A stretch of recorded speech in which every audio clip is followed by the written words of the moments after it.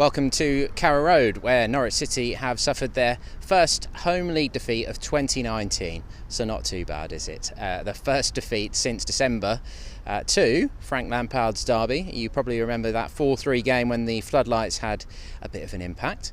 And it's Frank Lampard again, sadly, getting his first win as Chelsea manager. So a massive day for him, really. It's finished 3-2 to the team who won the Europa League last year, who finished third in the Premier League. So, you know, nothing to be ashamed of there in terms of Norwich's progress. They really gave as good as they got.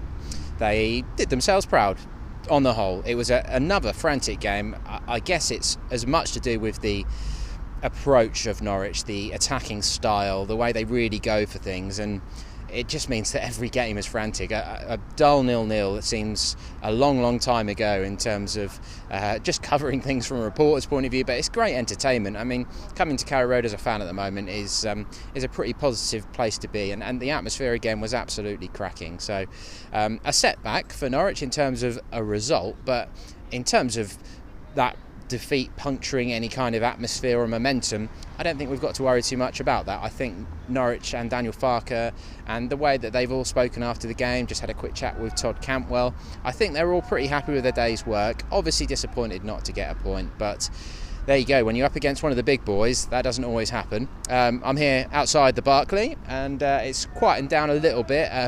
Todd Cantwell had a few post-match duties to get through before he got to us, so took a little while to get his post-match, but big day for him. A first Premier League goal to add to the 2 assists that he got in the first 2 games, so he's a lad who's clearly very happy.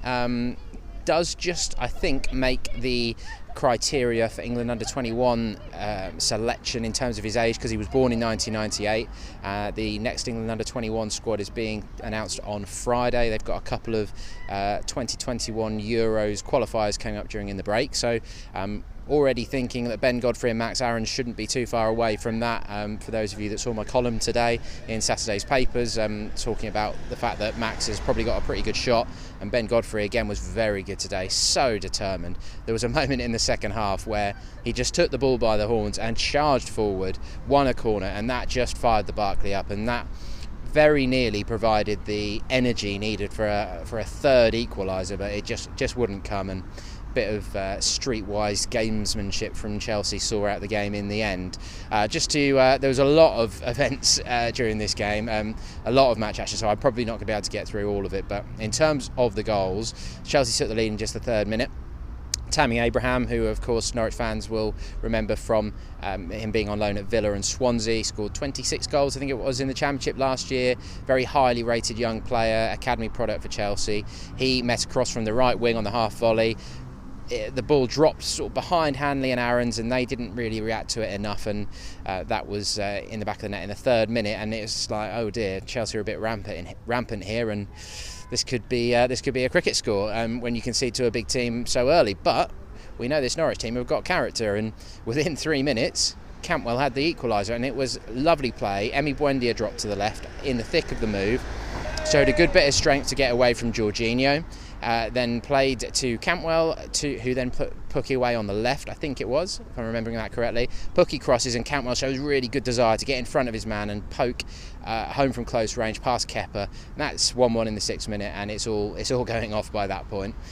But Chelsea reclaim the lead through Mason Mount, another very highly rated young English player who you probably will remember was on loan at Derby with Lampard last year, has had an England call-up already. He made it 2-2. And that came from a Max Aarons error, unfortunately. Max lost possession, and Mount had the run on Hanley, left him for dust, and then was able to just smash past Krul, who was pretty exposed by that point. So again, it's a worrying setback. But by the half-hour mark, who else but Teemu Pukki? 3 games in a row that he scored in the Premier League. What a start to life he's made in the top flight. His 5th goal of the season already, and again it was Buendia who was the architect, really. An absolutely lovely weight of pass into the right channel into the penalty area, and Pukki is in behind the defence and only has Kepa to beat, puts it through his legs. To be fair, the keeper should probably do better, but as usual Teemu gets it on target, and then that's 2-2. just before that, Tim Krul had made a big save, really strong punch from close range of a Jorginho header, which would have made it 3-1, I think, if I'm remembering that in the right order. And so 2-2 going into the break, and 3-2, Chelsea took the lead. And it was Tammy Abraham midway through the second half, and to be fair, they deserved it. They came out of the break the better team. I think it's 23 shots they had in the end overall in the game. So although Norwich probably deserved a point for their efforts in terms of the way the game unfolded, 3 points for Chelsea was probably just about fair enough. But Abraham is basically put through, and he's got the run on Hanley. It was a lovely pass from Mateo Kovacic, actually, £40 million signing for Real Madrid nonetheless.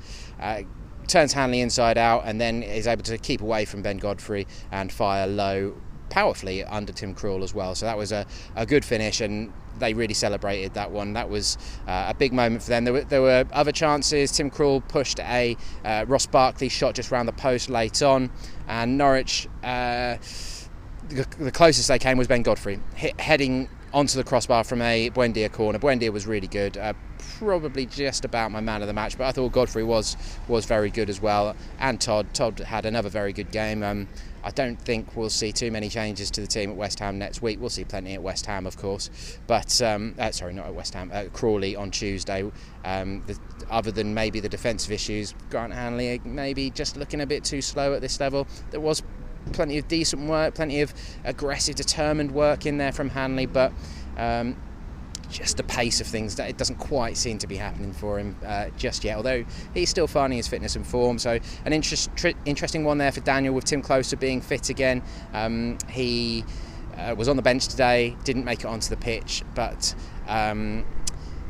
whether he comes into things next Saturday against West Ham, we'll have to see. So that was the closest it came to a third equaliser, but overall it's the character from Norwich. That's what everybody will have walked away from the stadium thinking today. Certainly a big round of applause for the players at full time. Losing 3-2 to Chelsea is no disgrace in the slightest for a promoted team. As much as everybody had their hopes up after the Newcastle game and wondered whether an upset could happen today, Chelsea turned up. So did Norwich. It was a good game, a really entertaining game, but in the end, Chelsea were far, far better than Newcastle. So what that says about Newcastle season is another thing for another day, but they certainly would have got absolutely trounced by Chelsea today, and Norwich managed to hang on in there with Tim Krul again, good. I should mention that we did have a VAR incident in the second half as well, which I think would have made it 4-2. I think that's after the third Chelsea goal had already gone in. Kurt Zuma tapped in after Olivier Giroud had bundled over Tim Krul in the air, essentially, and I think, from what we're told, referee Martin Atkinson had given the goal, but the VAR then ruled it out, which was Andre Mariner. So the Stockley Park VAR room did the job for Norwich fans, and that kept the game going as a contest at that point. But it did finish 3-2, and we headed to Crawley for the League Cup first round on Tuesday night, when we'll see lots of changes, I'm sure. You've got Kenny McLean, Mario Vrancic, they both came off the bench today. They will be looking to get some game time. Tim Closer, might be too soon for Christoph Zimmerman, but you've got Ibrahim Amadou and Patrick Roberts. They weren't even on the bench today, so that's going to be really interesting. Well, Ralph Fairman to come into goal. Dennis Srebeni, he did get a bit of time off the bench as well and was a bit of a nuisance. He may get a start at Crawley on Tuesday, who are in League Two, and as far as I know, I'm not sure the result today actually, aren't doing too well. So we shall see. Never mind. I think that's the best way to sum this one up. They gave it their best swing. Didn't quite come up with any points, but everybody goes home reasonably happy. So it's on to Crawley. Thanks for watching.